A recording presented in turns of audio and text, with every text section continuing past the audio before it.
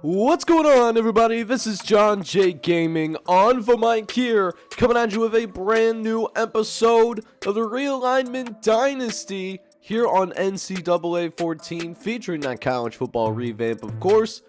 We are out here, man. We are working on a senior day, man.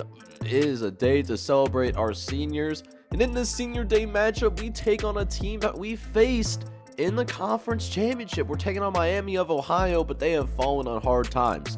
Just 4-7, they will treat this as a Super Bowl, as they are, of course, taking on your number one ranked Michigan State Spartans. Their B- is across the board. We are a B+ kind of football team. I really like our chances in this one, so should be a fun episode, man. I'm excited to get into the gameplay, but before we get into the gameplay, let's go ahead and celebrate the seniors that are playing their final home game here today. So there are 11 total seniors on this football team, a younger football team, but I love their contributions. The seniors that we'll be celebrating here today: St. Thomas over at the fullback position, tight ends Mike Holt, who has started for us at the tight end position, as well as Perry Robertson, who has spent some time at the wide receiver and tight end position. The two offensive linemen that we have in Marcus Fleming, who's our starting center, as well as our right tackle John Silva from Farmington Hills, Michigan. In the linebacking core, we have Seth Richardson at left outside linebacker. At middle linebacker, we have Joe Rose, who has been a contributor to this football team. And then at right outside linebacker, our NFL prospect that we feature on the team, Kenneth Wood. Finally, at corner, we have three defensive backs playing their final home game today: Greg Harvey, the senior redshirt from Garden City, Michigan; Mike Scott, a true senior from Hamtramck, Michigan; and of course, Akeem Williams, the senior redshirt from Niles, Michigan. But with that, let's go ahead and get the game action officially underway. Make sure you go ahead and smack that like button, hit that subscribe button as well if you do happen to be brand new. Let's go ahead and hop on the field and see if we can finish this regular season 12-0. Alright guys, so now that we introduce all the seniors, let's see if we can go ahead and win one for our senior class. Final home game, and oh, that's not what I want to see to start this game. Billy Hammond with a really rare miss, though. He usually doesn't miss that badly, especially on an out route.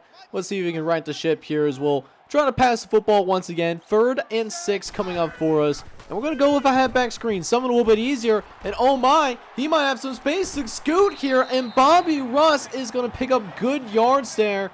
1st down for the Spartans.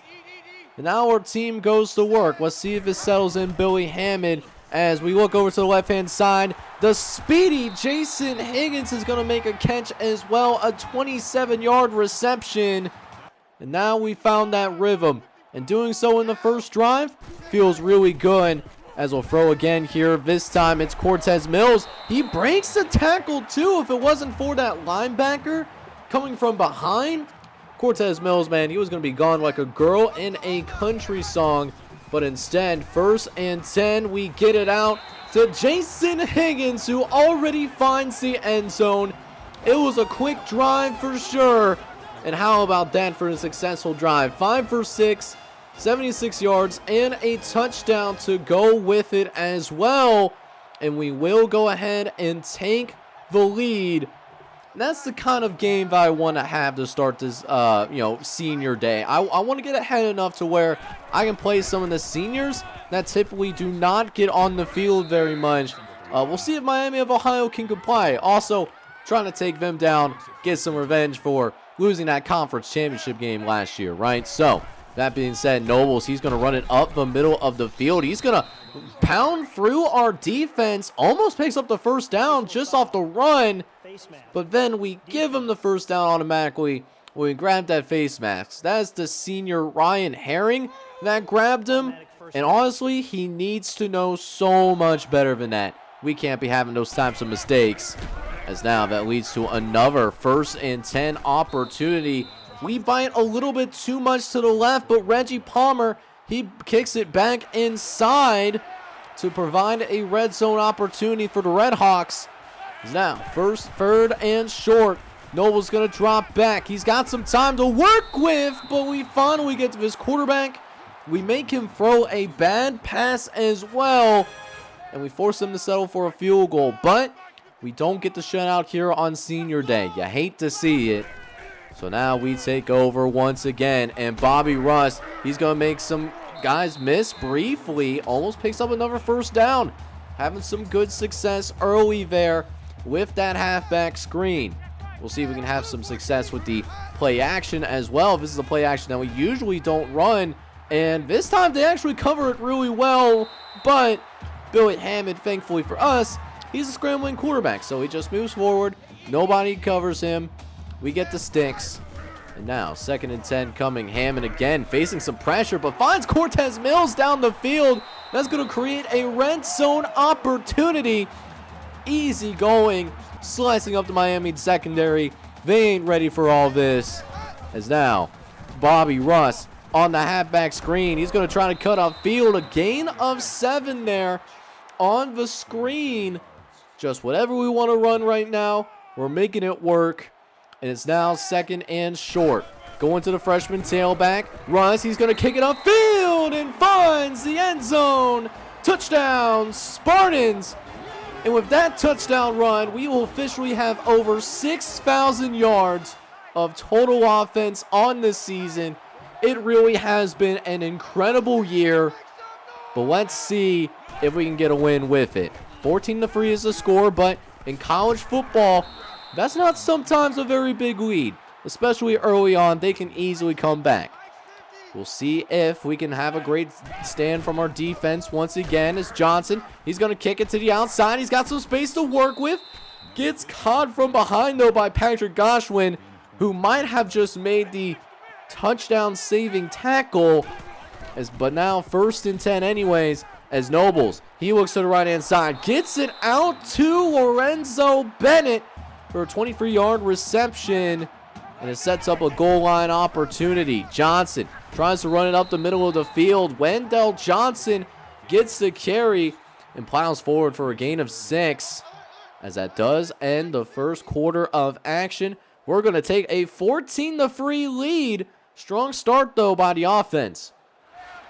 But the defense needs to catch up with the program if we want to get some backups in early.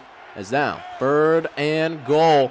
Here we go. Nobles tries to run up the middle of the field, but runs into the brick wall that's known as Patrick Goshwin. And that will make Miami have to go settle for another field goal. They've been able to move the ball downfield, but they have been able to score touchdowns against us. I'll take that any day of the week and twice on Sunday. As now our offense comes back for its 3rd possession of the game. They have not been able to slow us down yet. And it looks like that could still continue as we find Mike Holt over the middle of the field. We already have 170 passing yards, and it might get better. Higgins takes it downfield. He's going to make some guys miss. He's a fast dude. End zone. Touchdown, Jason Higgins. That is that 99 speed that's coming into effect. Look at the shake that he does. Able to get away from the last defender. Not even the super dive cheese is able to go ahead and bail him out. As now we get another 3 and out. How about this? Defense starting to wake up too. Don't even have to show that drive. I usually don't show 3 and outs because, you know, honestly not that entertaining. You know, I'm trying to make it a little entertaining for you guys, right? So 1st and 10 for us, though. Ham's going to throw over to the left-hand side. Gets it out to Wesley Johnson. And he does manage to go ahead and pick up a gain of 5. That's his first target of the day. Definitely want to keep him involved in the offense because he is an absolute stud muffin. But in the meantime, we will go with the read option.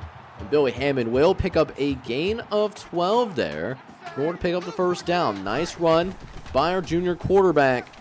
And just taking his time, you know, he's taking what the defense is giving him, and that's really an underrated trait, right? Like, people want to push it down the field all the time, trying to force stuff every once in a while that is simply not there. And, you know, ever since that Mid-Tennessee State game where he threw 3 interceptions, he hasn't done that. He's been a lot better as a pocket passer.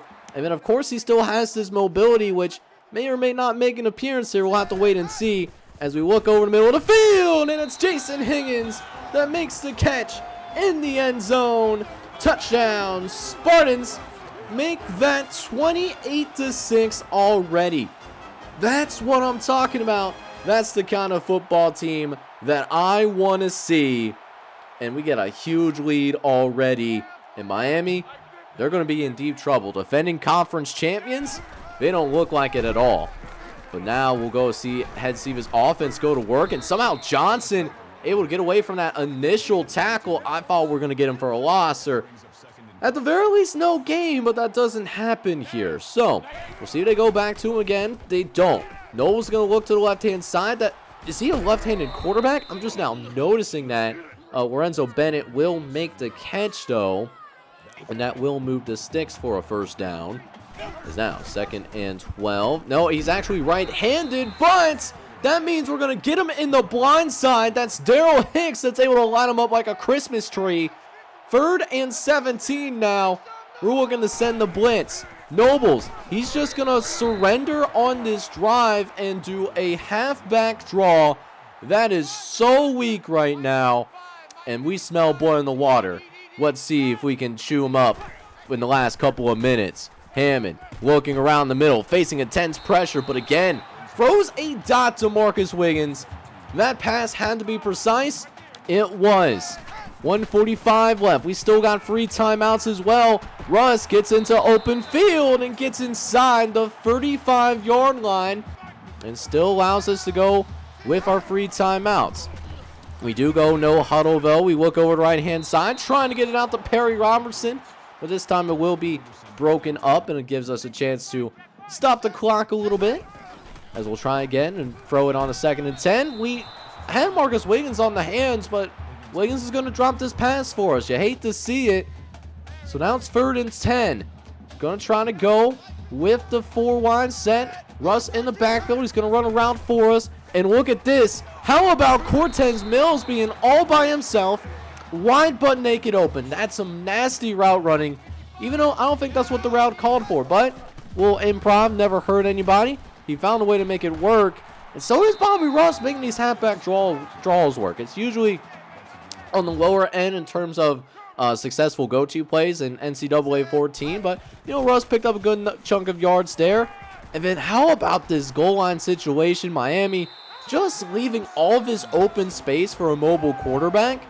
They guarded all of the routes really well, but Billy Hammond, he's a weapon himself, especially on the ground. And that's an easy touchdown for us here too. 35-6 is going to be the score that we're actually going to take into the halftime locker room. And we are absolutely on fire right now. So now we come back to second half action. We're looking great. 35-6 is our score. And since we're up by 28 plus points, we're going to use this opportunity. Going to play a couple of seniors that, you know, don't get a chance to get as much playing time. Joe Rose, you'll notice he's a senior linebacker, 54. He's going to come in for Kenneth Wood. Kenneth Wood, he is also a senior, but, you know, he's a starter. So now's the only way to get him in to actually a position that makes sense, right? So 2nd and 10 coming up here. Noble's going to drop back. He's going to look over the middle of the field, and it's going to be incomplete. So even though we don't have all of our starters on the field, we're looking pretty solid. We'll see if that can be maintained here on this 3rd and 10 is now. Nobles dropping back, looks over the middle, and it's going to be brought down.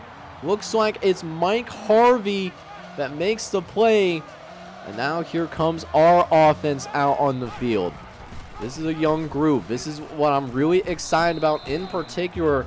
You know, going into like the future of this series, you know, even if we do like a 5-year sim or something, if we do end up winning national championship, not saying that we do, definitely a lot of football still left to be played, but, you know, if we were to win the national championship this year and do a 5-year sim, you know, a lot of these guys are going to be hearing from a lot over, you know, the course of like the next few years. So, you know, it's a young team and I'm really excited about that. I'm really excited as well for Bobby Russ to run it right down the front, 22 yards.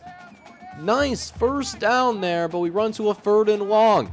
This time we'll get into senior fullback Anthony Thompson. See what he can do with this running opportunity. I did move him up ahead of Aaron Hines because Thompson is the starting fullback, but we don't use the fullbacks a ton in this offense. So one, again, give him a chance to, play a little bit. And if we were able to, get that wheel route, that would have been a first down too. But now it's 2nd and 19. Hammond's going to try to make something shake. No one's open initially, but then Mike Holt opens up, and he's going to get absolutely licked when he catches the football. I don't know how he hung on to it. I'm just glad that he did. And Bobby Russ, he'll keep things going. The starting tailback still remaining in the game. He picks up a gain of 6 there. It's going to be 2nd and 4. Hammond under center. He's looking. Play action. Tries to throw it over the middle of the field, but Miami is able to deflect it away in a nick of time. And it now leads to a 3rd down. We'll see if we can get this jet sweep. Jason Higgins, he's dangerous on these types of plays. Higgins, can he find some room? He does. Can he get into the end zone, though? He almost rolls in there. He's going to be marked down at the 1-yard line. He almost found a way to punch it in. And we'll get it done on the ground. A touchdown for us here. It's going to make it 42-6. That is going to be the score after we get out of, that drive and get the extra points. And again, we get another free and out from our defense. And so we'll see if we can make it 49-6 and just get the rest of the backups in this game now. That this game is really well in hand. This honestly might be the last series either way. We'll have to wait and see what happens, obviously. But, Hammond's going to look to the right-hand side. He finds Wesley Johnson. Found an open space between the corner and the safety. They try to press up, but one thing that Wesley Johnson does a really good job of, he knows how to beat those press coverages. And we're also going to try to attack him downfield. But, we got a little bit gun shy. Well, not gun shy. The exact opposite of gun shy. Maybe a little bit too aggressive. So that does prevent Billy Hammond from having a perfect day. But how can you complain on a game like this? Senior day, able to get some of our seniors in the game. We got the rest of our backups in the game in the 4th quarter. And we won by 50 points. We won 56-6. And it's safe to say we got revenge for that conference championship game. Alright, boys, so we end up putting a 50 burger here on senior day. We win 56-6. That's exactly how I wanted to tune things up before we get into that conference championship game. And we look pretty good in this one once again. Billy Hammond had a nice game, 22 for 29, 292, 2 touchdowns. Did throw an interception, but we did legitimately threw it up there because we were feeling ourselves a little bit at that point. Jonathan Matthews has continued to show some potential here in these limited opportunities. 3 for 5 for 50 yards. Rushing game, Bobby Russ led the way with 12 carries, 82 yards, and a couple of touchdowns. We got a couple of different guys involved in the game, though. Aaron Hines ends up with 11 carries for 26 yards and a touchdown. Billy Hammond got a touchdown as well. Higgins got a touchdown. He actually had 55 yards off of a few carries. He looked really good. And then Jonathan Matthews found the end zone as well on the ground, so you do love to see that. As for the receivers, we did a real good job of spreading the ball around, in my opinion. I mean, we got several different guys touching the ball, but who led the day today in terms of catches was Bobby Russ. He ends up with 6 catches for 43 yards. Perry Robinson ends up with 5 for 38. But our 2 leading receivers today was Mike Holt, who ends up with 3 catches, 72 yards on the day. And then Cortez Mills ends up with 3 for 68. Meanwhile, both of our touchdown grabs came to Jason Higgins today. He was a stud in this one. 3 catches, 47 yards, and a couple of touchdowns. As for our defense, it was a fundamentally sound defense today, only allowing a couple of field goals in the first, 10 minutes of this game. Patrick Osgood led the team in tackles today. He had 8 tackles. And that was really about it. Early Austin was right behind him, though. He ends up with 7 tackles, 2 TFLs, and a sack. Speaking of our sacks, though, we got to this quarterback quite a few times today, as we saw Brandon Lyles get a sack, Daryl Hicks get a sack, and then Early Austin, like I said, get a sack as well. Did not get any interceptions, but we did force a fumble that was caused by Daryl Hicks. when we simulated that fourth quarter, and he recovered his own fumble. So you love to see that. Really great game, and definitely shows why we are the #1 team in the entire country as of right now. But now that we made it to the end of the regular season, let's take some time now to see which one of your guys' custom players, where did they sign on the dotted line, where are they going to go to college. So we'll start out in the state of Florida with the #2 free safety in high school football, Asante Randolph Jr. He's a 4-star from Plantation, Florida. He is going to play his college ball at Florida Atlantic, although he did have scholarship offers to several other schools. Western Kentucky, UTSA, USF, and Florida International have all also offered an athletic scholarship to this young man, but it's a huge pickup for Florida Atlantic nonetheless. Keeping it in the state of Florida, we have Speedy Hendricks, who is ranked as a 4-star and the 27th ranked halfback from Miami, Florida. And Speedy Hendrick is going to lead the state and play with the Troy Trojans, as they are going to get a nice pickup from a very athletic running back. He did also have an athletic scholarship to the University of Southern Florida. Now, Vic's next player that we signed was actually someone that we ended up recruiting. Dane Adams, he's the 59th ranked wide receiver in this recruiting class, but he's a gem player, jumps up +8 overall.